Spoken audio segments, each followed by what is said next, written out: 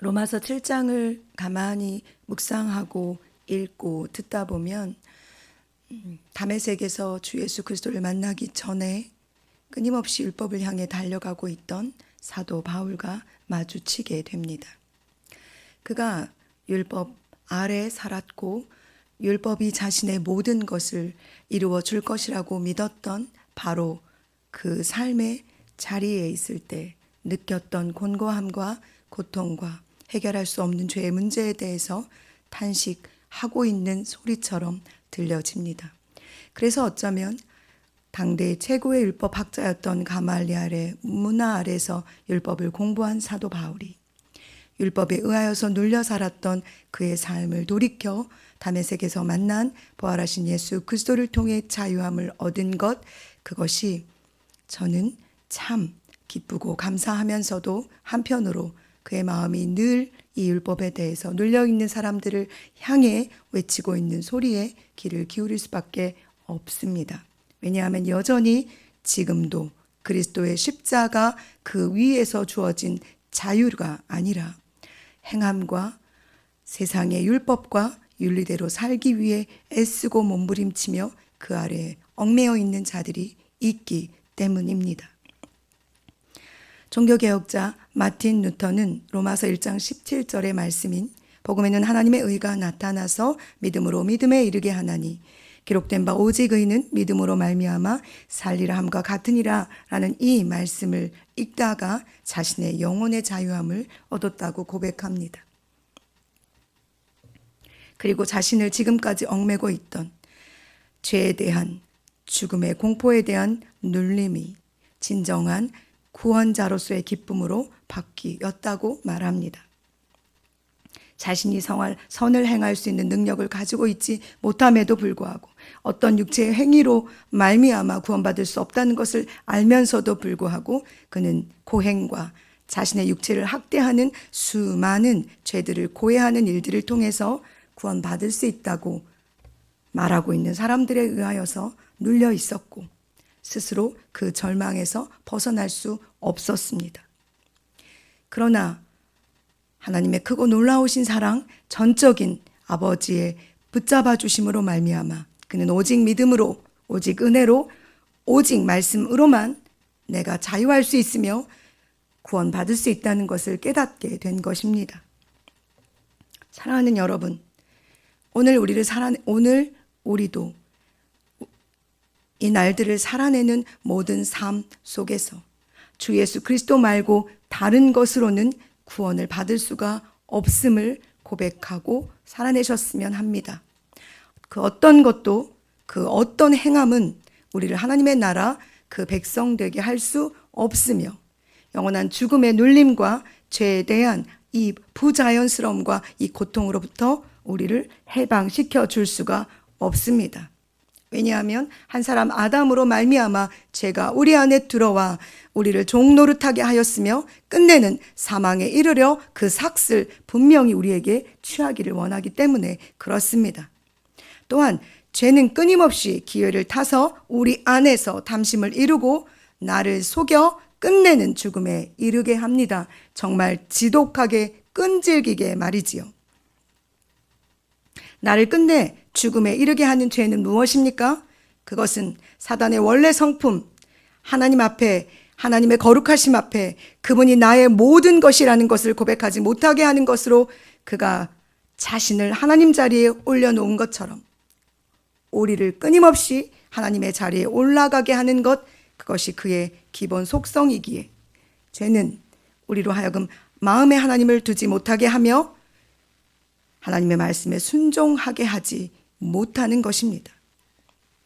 그 죄의 결과로 우리는 살인하며 시기하고 질투하고 남을 깎아내리며 남의 마음에 상처를 주는 일들을 서스럼 없이 하고 있는 것입니다. 예수 그리스도께서 십자가에 죽으신 이유는 히브리서 2장에 기록하고 있는 것처럼 하나님의 은혜로 말미암아 모든 사람을 위하여 그는 죽음을 맛보셨습니다.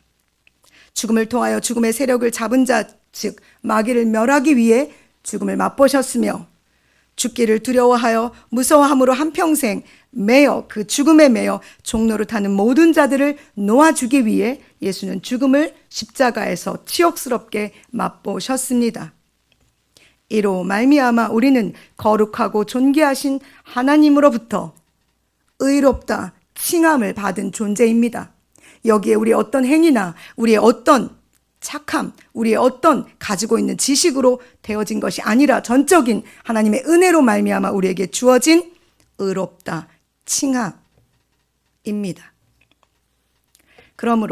그럼에도 십자가를 통해 주신 이 믿음의 자유를 여전히 행위에 얹혀 나도 믿음 앞에 서지 못하게 할 뿐만 아니라 믿음이 연약한 자들에게 이 행위를 강요함으로 말미암아 그들도 믿음 안으로 들어오게 하지 못하는 당시의 수많은 종교 지도자들에게 사도 바울은 자신의 삶의 경험을 통해 내가 그런 존재로 살았기에 나는 단언하게 이 고백을 할 수 있다라고 오늘 선언하고 있는 것입니다. 원래 율법의 기능은 죄를 깨닫게 하는 데에 있습니다. 그리고 율법은 전능하신 하나님께서 우리에게 주신 것이기에 선하며 거룩하고 의롭습니다. 그러나 율법은 거기까지입니다.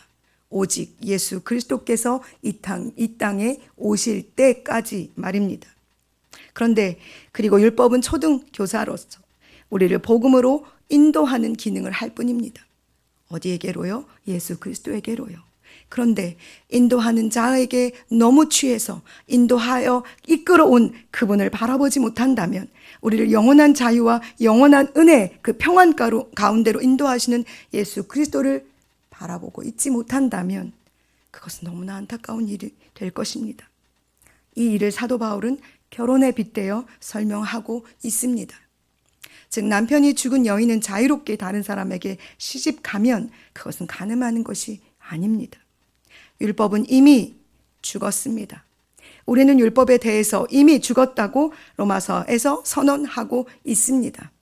우리는 이제 자유롭게 오직 믿음으로 그리스도와 함께 합하여 살아가는 사람들입니다. 그러니 다시 율법의 그 낡은 조문에 매여서 그것에 급급하여서 그리스도를 놓치는 일이 우리 삶에 있지 않기를 소망합니다. 뿐만 아니라 다른 이들에게 그런 자유를 누리고 있는 그들 안에 있는 자유를 빼앗아 율법의 낡은 조문에 매여 살게 하는 죄를 우리가 범하지 않기를 진심으로 소망합니다. 그와 함께 의의 상속자로 우리가 하나님 앞에 부름 받았고 하나님의 나라와 영광을 위해 우리가 살아간다면 우리는 어떤 삶을 살아야 할까요? 이제 지금 그런 존재로 우리는 하루하루 살아내고 있습니다. 우리의 삶엔 어떤 열매를 맺으며 살아야 할까요?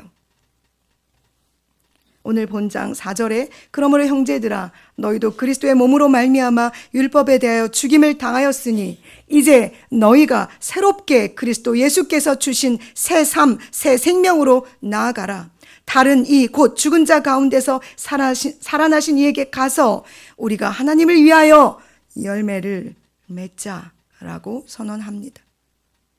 예수 그리스도를 믿는 자들에게 주신 성령 하나님의 역사하심으로 말미암아 우리는 성령의 거룩한 열매를 맺으며 살아내야 합니다. 누구를 위해서요?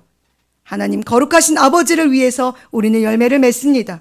내가 이 땅에서 아름다운 그리스도로 살아내기 위해서 맺는 것이 아니라 나를 부르셔서 사망에서 생명으로 인도하시며 나를 영원한 구원의 자리에 하나님의 자녀의 권세에 그리고 상속자로 부르신 아버지를 위하여 우리는 이 땅에서 성령의 열매를 맺으며 살아내야 하는 존재들입니다.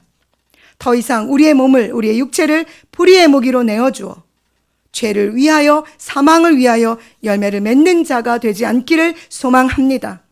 그것이 우리를 부르신 아버지 하나님, 우리를 끝까지 책임지시는 그분 앞에 살아내는 그리스도인 하나님의 자녀로서의 우리의 책임과 의무인 것을 기억하시는 한날이 되기를 소망합니다. 기도하시겠습니다.